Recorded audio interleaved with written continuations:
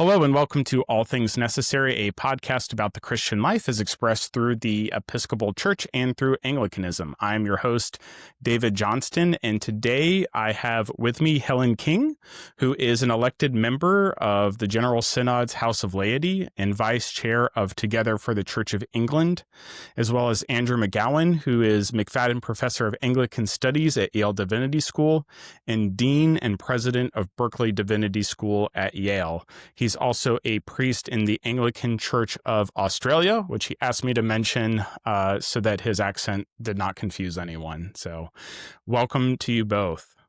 Thank you. Thank you, David. And we are here because earlier today, Dame Sarah Mullally, who is Bishop of London, was named as the 106th Archbishop of Canterbury.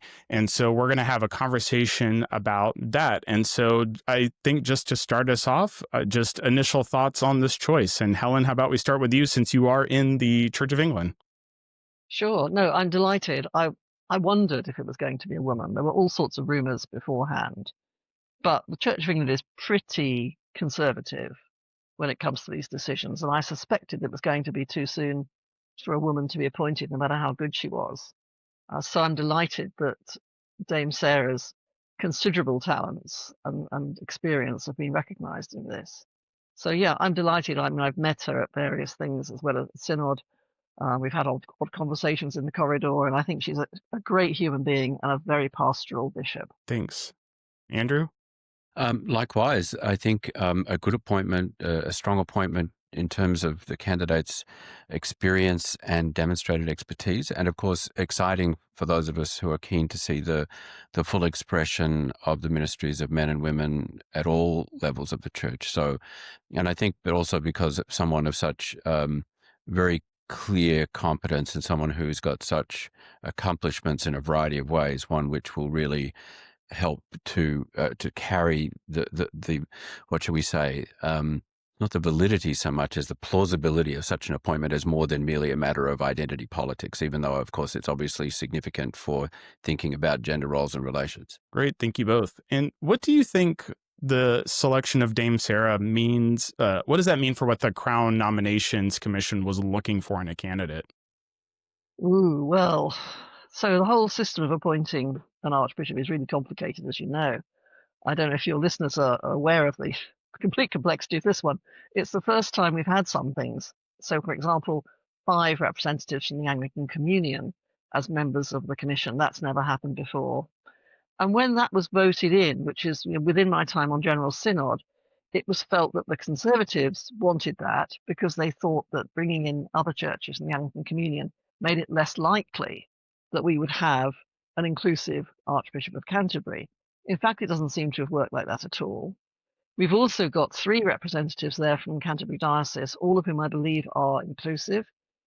And that was extraordinarily complicated because I think they had to do the election of the vacancy in C committee that appoints those 3 times because the diocesan officer responsible had been following the wrong regulations. So it was a really messy process. And then you've got the representatives of General Synod. So that's basically 6 pairs of 2 people, obviously pairs, 2 people, 6 pairs, and 4 of them are on the more conservative end and 2 of them on the more liberal end. So that's already skewed towards the conservative side. So it's quite a mixture of personal views, groups within the church, but hopefully, I mean, obviously we're never going to know because it's supposedly a completely secret process. Supposedly what's happened here is that people have come together and thought, actually, this is the right person for the job, regardless of gender, views, history, anything, that this is what the church needs at the moment. And that would suggest to me that they recognise we need someone who is able to speak to both ends of the liberal versus conservative spectrum and can work with both. And because she's Bishop of London, she's been in the diocese with the most vociferous conservative, evangelical, and also traditional Catholic churches. And yet she's managed to somehow keep that together. So that's a massive reason for having her as the Archbishop of Canterbury. Andrew, do you have any thoughts on what the commission was looking for? Well, I think Helen did us all a favor by describing very succinctly the complex process. So I hope people can go back and play that if they're still wondering what happened. But I also think I concur with the rest of her description. I mean, funnily enough, despite the fact that everyone will be, excited for good or ill about Dame Sarah's gender, that in fact, standing back, in some ways, this is a very straightforward appointment. To appoint a Bishop of London to Canterbury is not such an unusual thing. To appoint someone who has such demonstrated skills that relate to, the rest of her life and her previous career as, the chief nurse, in effect, in the UK. She's someone who has just sort of demonstrated capacity. And as you heard from Helen's description, the leadership of a big, impressive, but a somewhat divided diocese has proven her capacity to work with people that she doesn't agree with. And it will be difficult, although the posturing has begun, of course, but it will be difficult for people plausibly to suggest that she is somehow a less than appropriate candidate because she's demonstrated, in effect, by her own work, what constitute practiced rebuttals to the things that people are most going to complain about. Right. Yes, I think that's right. And because it's not just about the fact that she's been leading London, of course, is it? Because since Justin Welby resigned, Bishop Sarah has also been working very closely with the Archbishop of York as a sort of deputy person.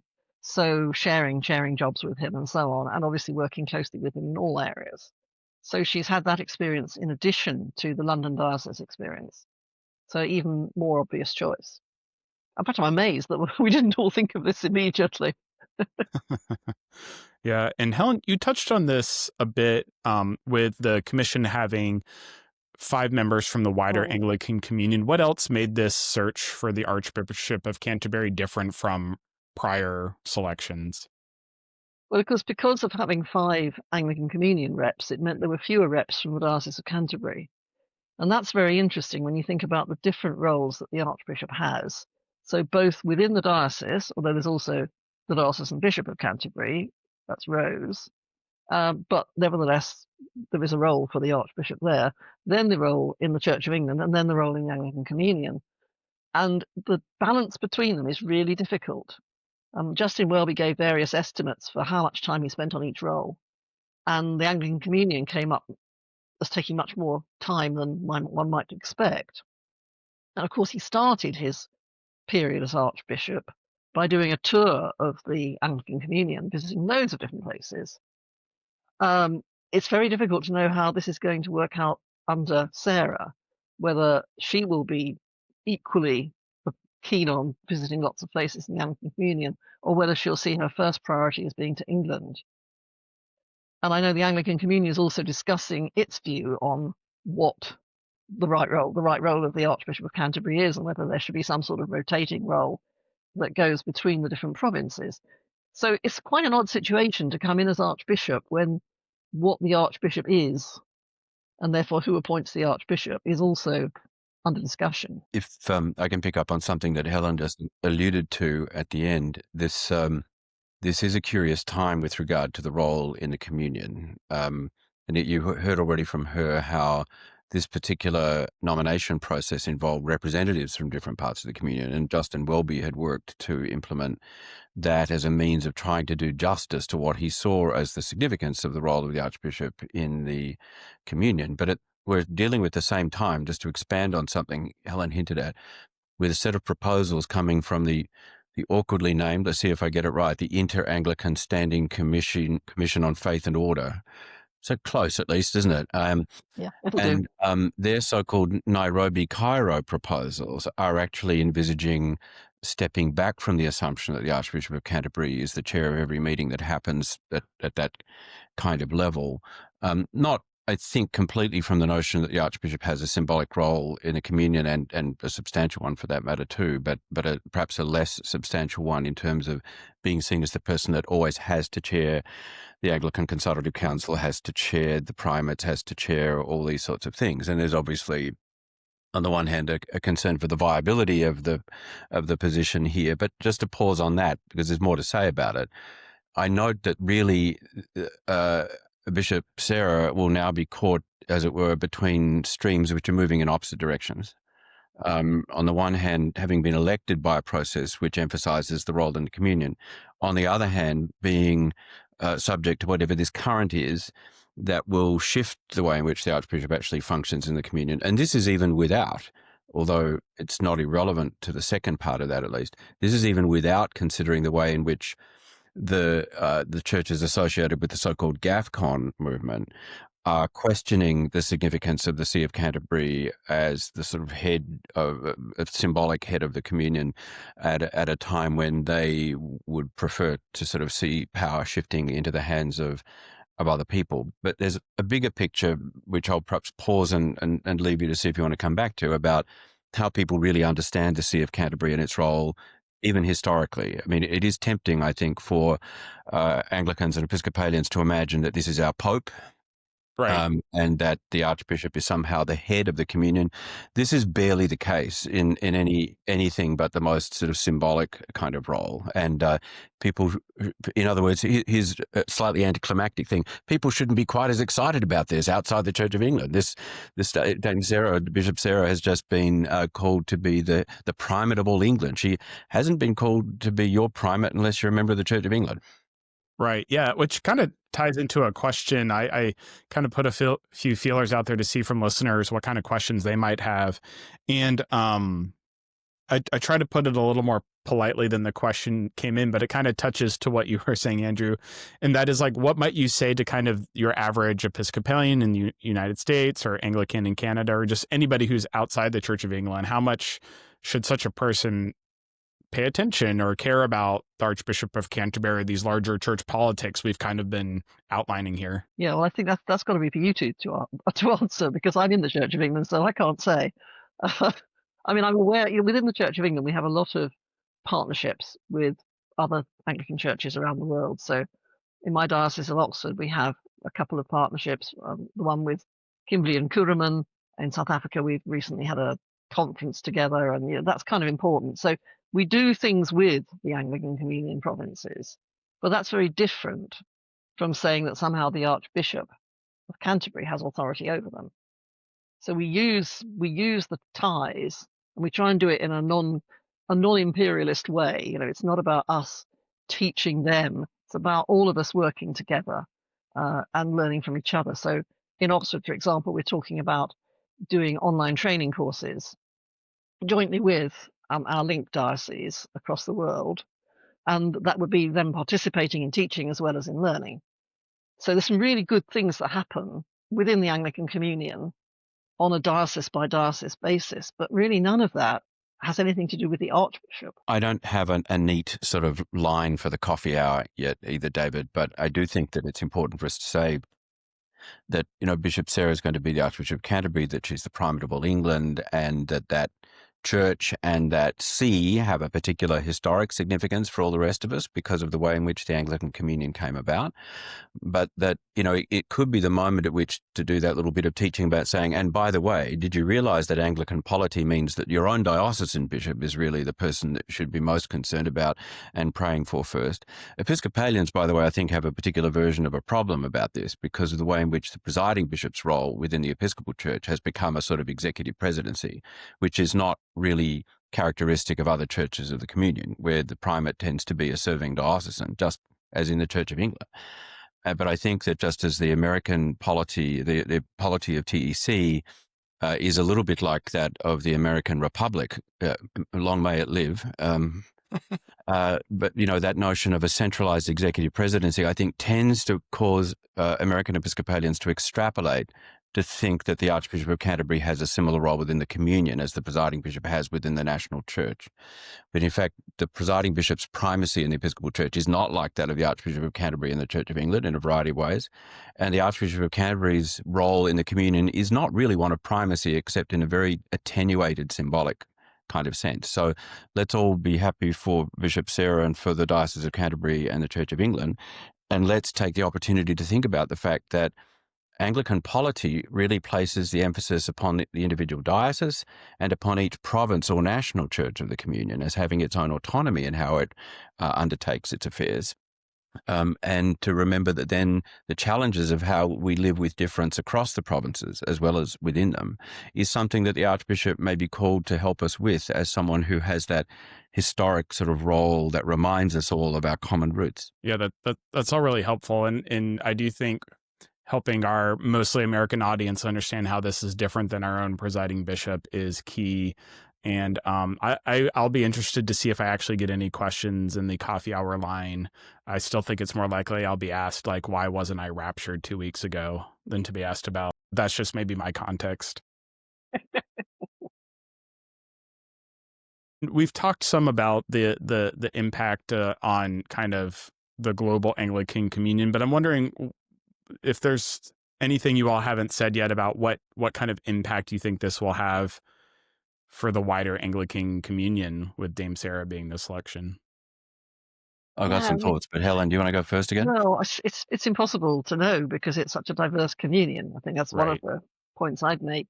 But it must be very interesting to be in a part of the communion where women are not yet priests, and then to see this happen. right. I don't know whether that's going to have an effect on people thinking, actually, why can't we have women in the priesthood here? Why can't we have bishops? Because it's always surprised me how many places in the Anglican Communion do turn out to ordain women in areas where you might have thought that culturally that was much more sensitive, and yet they do. But then that's partly to do with what you think priesthood is. And I'm not utterly convinced that the whole of the Anglican Communion agrees on that, and certainly the whole of the Church of England doesn't. So if you don't agree on what a priest is, then you may or may not think it's okay for a woman to be one.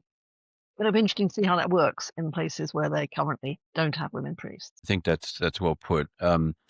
I I think it may have an impact, and I think that conservatives like those who call themselves the Global South, you'll realize that as someone from the Southern Hemisphere, I am rather unhappy about the ways in which people assume that the GAFCON movement and the Global South network really constitute the Global South, as opposed to the voices of certain conservative figures in that part of the world. But I think that if we read the communique that came out of the GAFCON movement this morning after the election, we see that they're running scared, to be perfectly frank.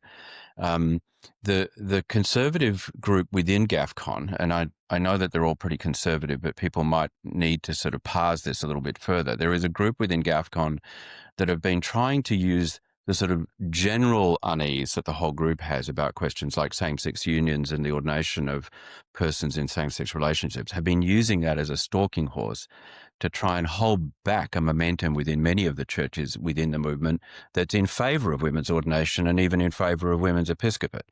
So, for instance, the Episcopal Church of South Sudan, the Anglican Church of Kenya, as well as the Anglican Church of South Africa and the province that includes both Mozambique and Angola, all have women bishops already. And South Sudan did that even after the sort of emergence of the GAFCON movement and so forth. And you can see that it had men in Sydney tearing their hair out about the fact surely this was supposed to be a control mechanism for us to sort of keep these people in line and use their momentum as a means of trying to hold back the momentum of women's ordination and leadership in the communion. And it's failing. But it isn't just failing because of what's just happened in Canterbury. It's failing anyway. And yet they've tried to use the desire to keep a consensus around those other issues, even more contentious issues, as a basis for not wanting that development to take root. But I think that there are now such really vibrant and significant women bishops, just to keep Africa, let alone other parts of the Global South, so-called. There are so many now that I think that there is some momentum here, and I think this is bound to add to it. So I think that the GAFCON folk are running a defensive action now, as far as that's Oh. concerned. And you can also see that in their press releases, they obviously had a bunch of them ready to go, depending on which name was going to pop out of the hat. They've also tried to sort of pick on statements that Bishop Sarah has made, which seem to be unsound to them in terms of same-sex unions and the ordination of persons in same-sex marriage and so forth, and to pick on those as a basis to undermine the authority that she might claim on the basis of her manifest competence, not to say her well-confessed public faith in Jesus Christ as her Lord and Mm, Saviour. mm. Yes, that's interesting, isn't it? I think you're right about all of that. Um, it intrigues me the way that the fact she's a woman is not necessarily the thing that they're objecting to. We're back onto a position on same-sex marriage, particularly same-sex clergy marriage. And the same thing happened with Justin Welby. It was shortly after he made a remark about actually being not opposed to same-sex marriage that he fell. So it wasn't just the Smythe abuse issue and how much he knew about that. And as a member of Synod, every debate we have in General Synod at the moment is a proxy debate for living in love and faith, the process of thinking about same-sex blessings and clergy and same-sex marriage. Everything, whatever happens, whatever the topic is, it somehow divides into those who think it's okay and those who don't think it's okay.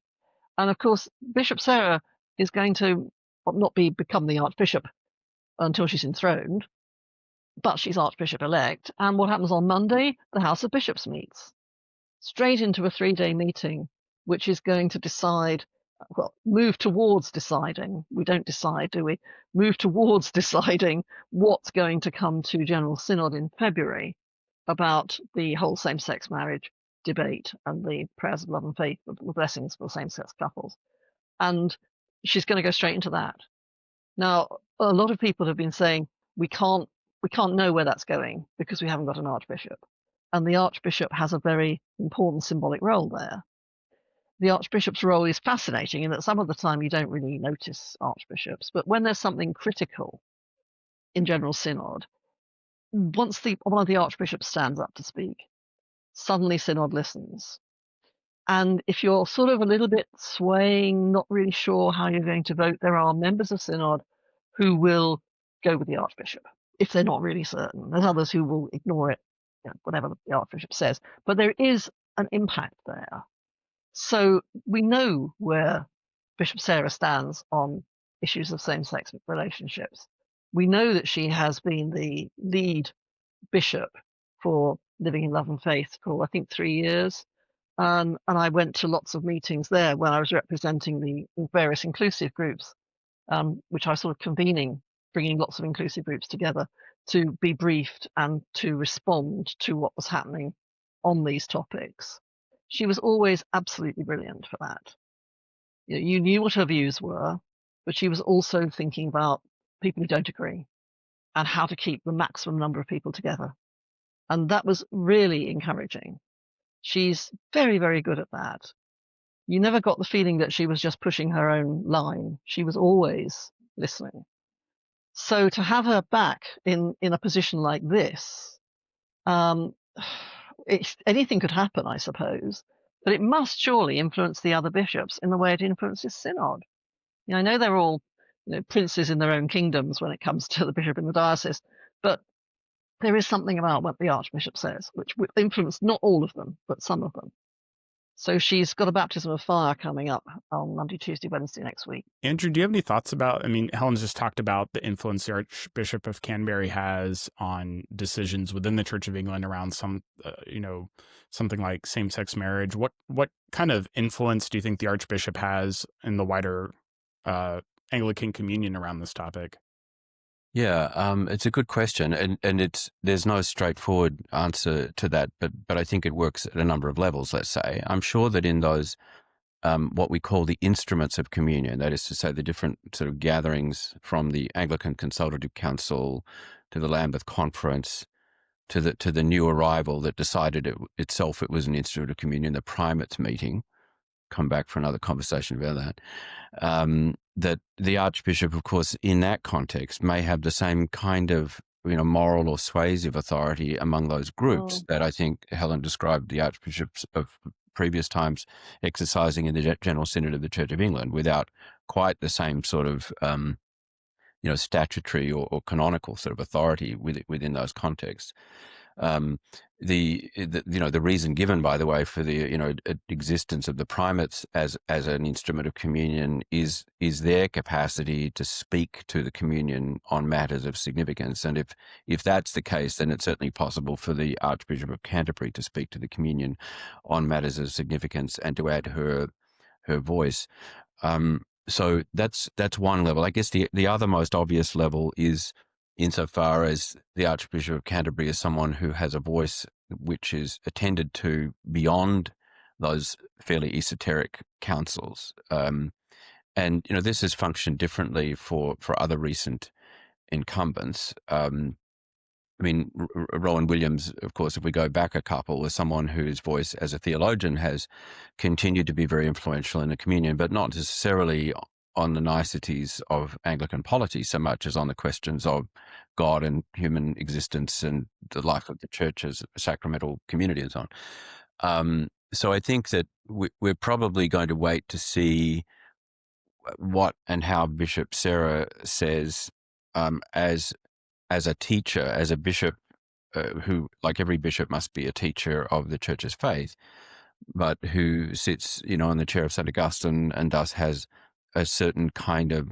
moral authority, which the church can do what it wills with, but which is nevertheless an authority, that may have some significance. And I think that one of the things I'm wondering about as we go forward was sort of described, I suppose, as a dilemma in Helen's description there. The Bishop Sarah's strength has, on the one hand, I think people probably think they know what she thinks about most of these things, but she hasn't made that the real point of her leadership so much as to try and work with members of the Church of England, members of her diocese, to work together, to engage in the common work of mission, and to see how not simply sort of peaceful coexistence, but even forms of practical cooperation in the mission of the church can still take place, even when we disagree about significant things. And I do think that while, Justin Welby left the building not, trailing clouds of glory because of the particular circumstances, I will give him credit for saying that was often something he was trying to do. He was trying not simply to be about his own opinions. He was very interested in the notion of reconciliation in particular. But we hope for Bishop Sarah that I think a couple of things. Firstly, that she won't end up the same way, of course. But I also would like to hope that we will see from her voice something of the articulation of her own views and beliefs about these matters, because I think this is an eternal dilemma for any person occupying the episcopate, by the way, how to teach authentically, but how also to be the head of a body which will never be unanimous. And then how you actually remain accountable to that body and not simply to the people who agree with you. That's it. I think that the central capacity of the Archbishop to be someone who leads within those key meetings, and then whatever it will be, her capacity to be someone who speaks through her own preaching and writing to the wider audience of the communion. She's released some remarks, and the Archbishop of Canterbury YouTube channel released like a video, so they're kind of rolling out, introducing her to probably a wider audience. And one of the things that struck me is she talked about in that first address about how washing feet has shaped her vocation as a nurse, a priest, and a bishop. And I'm just wondering, in what you've Helen, I know you have more familiarity with her, but just what do you think she's signaling about the kind of style she might bring to leadership in the Archbishop of Canterbury? Yeah, I think humility is very much her style. I mean, I've heard people today in various things I've done, Zooms and things, talking about how she doesn't have charisma but she's a safe pair of hands. And all these things strike me as extremely sexist things to say. What do you mean hasn't got charisma? You mean she doesn't act in a certain way, which, pardon, the fact that they have two males present here, it tends to be more of a bloke thing, doesn't it? It's a man thing, that the sort of, really leading from the front sort of thing. She really doesn't do that, but she has a sort of leadership which is very powerful. It's a quieter leadership, but it's very firm. She lets you know what she thinks, and she uses her femininity. I mean, even saying uses doesn't sound right, but she's aware of who she is as a woman. There was a very moving moment in a recent synod where she just suddenly got quite tearful and had to turn around, sort of face the back of the room and then come back again and apologize, because she said it's the microaggressions. So she can admit when she's feeling upset about something. And I think that's very powerful. Justin Welby, towards the end, there were moments where he was very angry and in an unpleasant way. And you ended up thinking, I really don't want to be in the same room as this person. He couldn't express how he felt in a way which was helpful. But I think Bishop Sarah can. Well, I know Bishop Sarah can.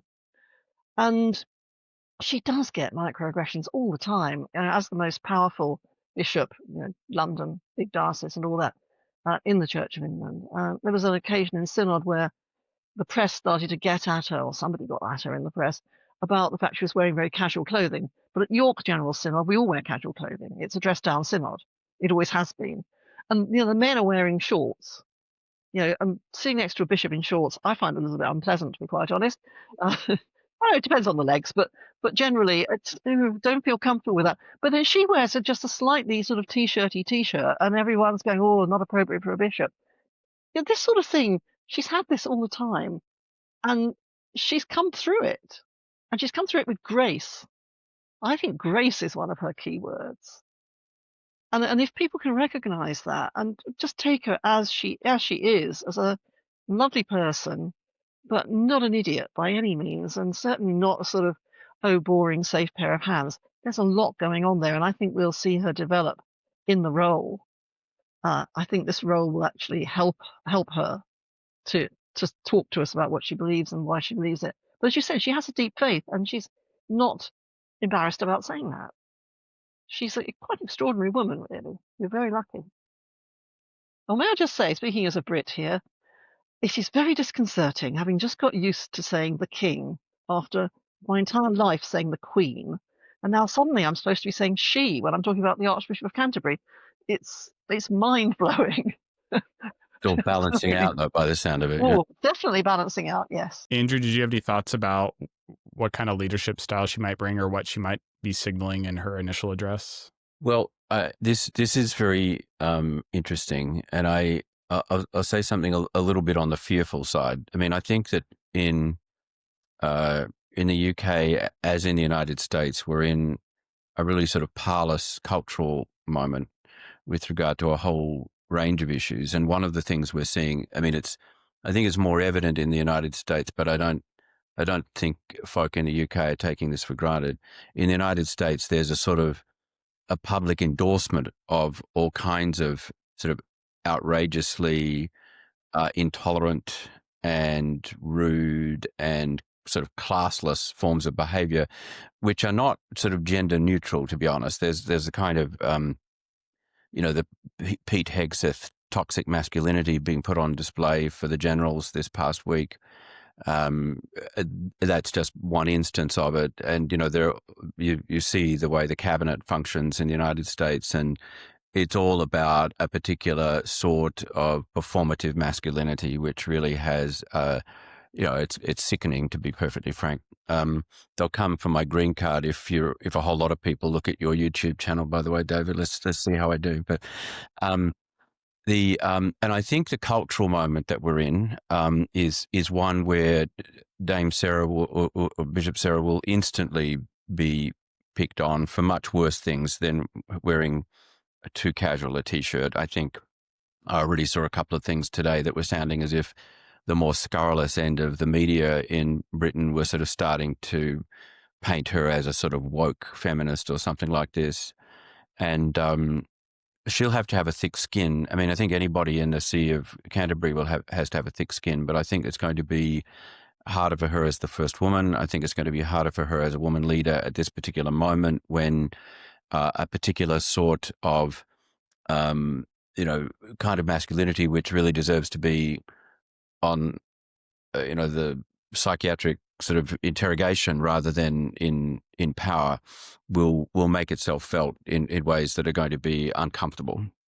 So I predict that with absolutely no joy, and perhaps the message there is simply that the rest of us need to be continue to be clear about calling out those forms of response to our leaders, which are not driven by the values of Christian love, but by sort of cultural norms which are coming into us from other places, and which are all about power and self-aggrandizement rather than about service.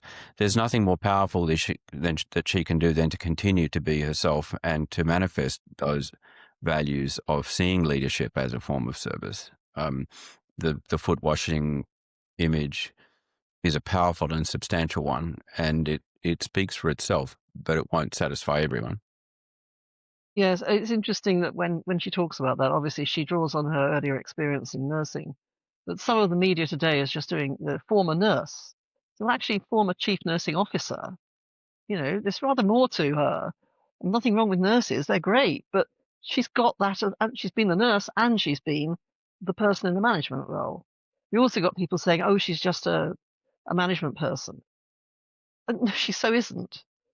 Um, it's scary how quickly people jump in to label her with all sorts of things which really are not accurate and don't reflect the whole person. But it's day one. What do we expect?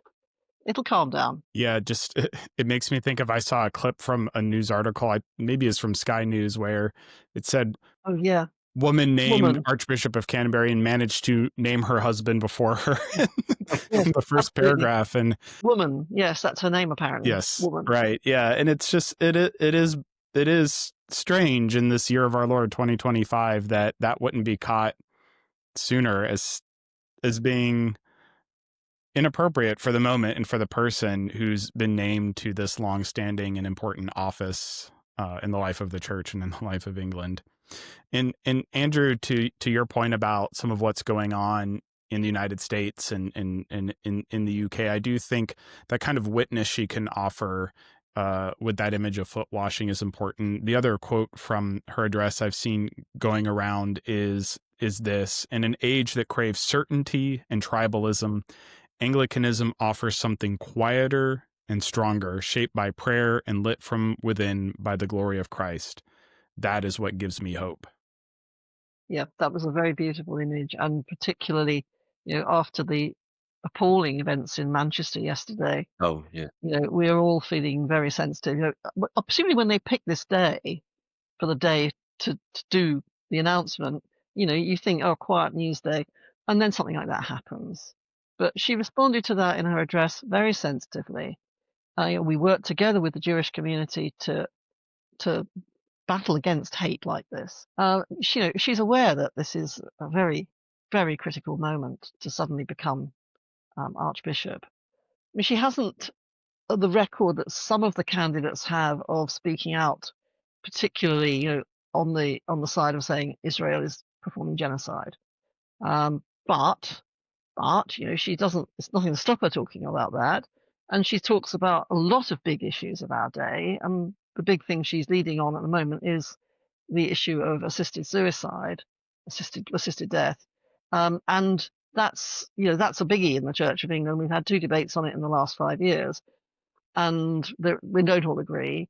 But she comes to this with a very persuasive and a very sensitive view, and she's not afraid to speak out on that. And she knows it's something which will divide people, but she speaks out. She speaks her mind. What do you think will be the greatest challenge that Bishop Sarah will face as Archbishop? Ooh, that's a big one, isn't it? Well, at the moment, it'd be really nice if somebody could sort out the living in love and faith process and move us on LGBT inclusion, because that's, the Church of England's gone nowhere on that for decades. We have one report after another. There's lots of words, there's no action. I don't know how she can do that, because it's huge, and people are in all sorts of entrenched positions in it. And again, I remember a wise person saying to me, you can't just look for the savior moment. There isn't going to be suddenly someone going, hang on, we could do it this way. Never thought of that before. There's going to be a reason why you never thought of that before, which is probably that it's a really bad idea. So you can't just suddenly sort of cut through it all. But if you can manage to somehow keep the temperature down, so this doesn't just become endless threats to leave and endless ways of trying to sort of break up the ecclesiology of the Church of England. There's, at the moment, as you probably know, some dioceses, I don't know if all because they're all different, but some dioceses, the ones I know, when somebody comes to be ordained and they don't wish to be ordained by a woman because they don't believe women can be bishops, another bishop is brought in from somewhere else, like another bishop within the diocese or a neighbouring diocese or something. And that's done in quite a sort of low-key, sort of acceptable way. It's not, battles and things. It's just, we will make this concession for you. But then you've got the question of where the role of a bishop actually is, what sorts of things the bishop is responsible for, and where you can delegate that to another bishop. And that ecclesiology of the Church of England, where the lines between bishops are drawn, that's really big, and it doesn't get addressed. But again, these are such huge issues. You can't expect one person to come in and solve them. But of course, the big thing in the Church of England is simply attendance. As in many churches, the attendance is not going up. It doesn't look appealing. I'm not surprised it doesn't look appealing. Maybe it's going to look a bit more appealing when it's got someone like Bishop Sarah as Archbishop. And the other one is finance, which is all related to that. So there's a big thing in the UK, a movement called Save the Parish, which is about putting more funding into parish ministry. The parish has all sorts of roles in the Church of England, like, we have to marry anyone in the parish who turns up to be married, regardless of their faith. It's not about, a sort of a select group of people. The parish is for everyone. And yet parish churches are in major difficulty with one vicar being expected to look after, I've heard one case, up to 14 churches. And you just can't maintain what a parish should be in that situation.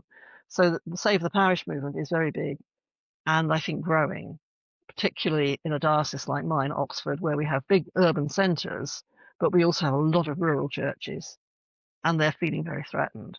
So something which boosts the parish and uses those Church of England reserves in a way which isn't just about mega churches, because that tends to be what happens at the moment. Mega churches have people who apply for grants and are really good at it and they get the money, and there's no way that a small parish can do that. So there's something there about inequalities within the Church of England that needs to be addressed. And it's very important, because if the Church of England is for everyone, you need a presence. And in some places, there just isn't the level of presence that there needs to be. I think that was a pretty comprehensive answer, frankly, within the Church of England, which is really the key thing. I mean, the LLF issue has its sort of shadow in the broader issues in the communion concerning same-sex inclusion. And so, I'm sure that the GAFCON folks will be watching carefully, and because in effect, a lot of their agenda, which is not always that obvious, I think, is really wanting to influence what happens in the Church of England through the claims about what will happen in the broader communion if such and such happens. So she will be sort of assessed by various people setting themselves up as judges about this matter internationally with regard to how her performance locally, nationally actually functions around the LLF issue. But we're limping along as a communion under considerable strain and with a sort of lumpiness around the different clusters of connection. The Global South Network itself, GAFCON itself, the Lambeth Conference, and the rest of the communion as a whole. I mean, we are still here, but I think that the challenge about how to continue to sort of go along, continue to be gifts to one another, continue to be of service to one another, to continue to form partnerships, that will be the international challenge. I was also struck when Helen mentioned some time ago in this conversation the bilateral partnership that her own diocese has with, I think, I can't remember where you said, Helen, one of the South African. Kimberley and Curwen in South Africa, and there's also a Jamaican link now. I've always hoped, and this isn't sort of exactly me, it goes really back to the sort of emergence of the kind of inter-Anglican conversations back in the 1960s, that there should be more and more bilateral and sort of nodal conversations and connections, other than thinking that the communion constitutes its hierarchy. I mean, the hierarchy of the communion is not its greatest gift, in all honesty, and It doesn't mean that we don't need some sort of central structures to foster our conversations and so forth. But a Lambeth conference, necessary as it may be and joyful for the participants, is not necessarily as significant for the communion as the bilateral visits that go on between actual worshipping members of different dioceses and communities when they manage to travel and engage in partnership with one another, and the ways in which a diocese can offer material support in one direction, prayerful support in the other, or whatever it should be. And the gift of communion is not one that trickles down. The gift of communion is one that exists, among us, given by, the Spirit of Christ, but which has its manifestations often in the face-to-face realities that we can experience in different ways across our national borders and across our diocesan and ecclesiastical structures. So as far as Bishop Sarah is concerned, the challenge will be to work out how to catalyze that potential gift of communion so that people can actually benefit from it and enrich one another's lives as Christians, and not simply make the success of the bureaucracy at a given time the stand or fall issue about whether or not we're doing well as a communion, because it's one of the harder things to do, but it's not necessarily the most important one. I think there are lots of ways in which we can support one another as members of a communion, which is God's unlikely gift to us, which don't all depend upon how big or how many bleachers they had to put out for the photo of the bishops at the next Lambeth conference. Very good example. Yeah, I completely agree. That's where communion is, and that's where the strength of the Anglican Communion resides. Well, certainly Bishop Sarah is facing a number of challenges, both within the Church of England and the wider Anglican Communion, and just, the everyday challenges that occur in our world. And all that, for each of you personally, where do you see hope in your corner of the Anglican Communion? What do I hope for? It would be really good to actually be able to talk about something other than sex for a while. Honestly, the last 4 years on General Synod, as I say, every debate has ended up ultimately being about that. And, is this the most important thing about us? Our sexuality? I really don't think so. Going back to the Save the Parish movement, most parishes are jolly grateful to have someone to play the organ, and they don't care what their sexuality is. It's irrelevant. This is not something that comes into our everyday lives. I think I would like to see the Church of England even more a voice in the nation, and seen as relevant rather than just, oh yeah, these bishops, they just don't know what they're talking about, but be seen as a relevant voice. Not the conscience of the nation, that's too strong, and obviously, it's a country where there are many different religious groups, many different faiths, and interfaith is really important there. But in order to have a good interfaith conversation, you've got to be secure in what your faith is, to know what you're talking about. And you've got to honour and respect other people. And that respect is not always there in any way in the Church of England. And it's become a game playing with the sexuality debate. Scoring points, yet another vote where we've just won it by one. And for goodness sake, this is just, it's wearing us out. So I would like to be energised. Andrew, what about you? I have one of the best jobs in the Anglican Communion. That's to say, I'm the head of a theological college, as you would call it in the UK, or as a seminary here at Yale University, in which I have about 60 students who are all preparing for ministry in the Episcopal Church or in other parts of the Communion. They're all younger than me. They're as bright as all get out. They're full of enthusiasm for the mission of the Church, and they believe the gospel. And that is, of course, obviously that sounds pretty good, and it is pretty good. But the point I wanted to make is that even though we're all facing, certainly both in the UK and in the US and in Australia, I should add, a process of readjustment that you could, just call decline and not be being too negative, that we are facing a period of struggle which will go for some decades yet, that there are also signs of hope in a variety of worshipping communities around all of the countries I've just mentioned. Not all church growth is going on in Africa, and not all young people are disillusioned and rejecting of religion. And I think it's too early to sort of call the moment when we're on a cusp of a bit of a fight back. I think that we're not that far off. I don't think that the churches of the West will quite recover the sorts of privilege that they were used to 50 years ago or 100 years ago. But I do think that the authentic witness of Anglicans who are not necessarily obsessed about sex, but do think that the gospel of Jesus Christ is worth proclaiming to a world which is so obviously struggling for meaning, community, and values other than those of narcissism and acquisitiveness, that this possibility is a powerful one, and that the Anglican Communion is well placed to play a part in this for the kinds of reasons that the quote that you shared earlier mentions, that Bishop Sarah's sort of quiet and unassuming perhaps, but really strong voice of the capacity about the capacity of the Anglican Communion to be something that plays a part in God's plan for the world in the next generation is real.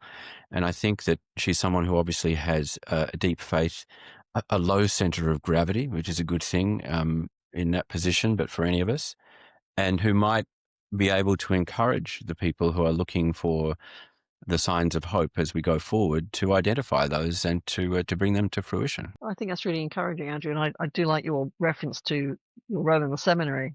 I'm also a theological college trustee, and yeah, hanging out with theological students is a great thing. Just seeing what the future of the ministry of the Church of England could look like, and it's amazing. It's beautiful.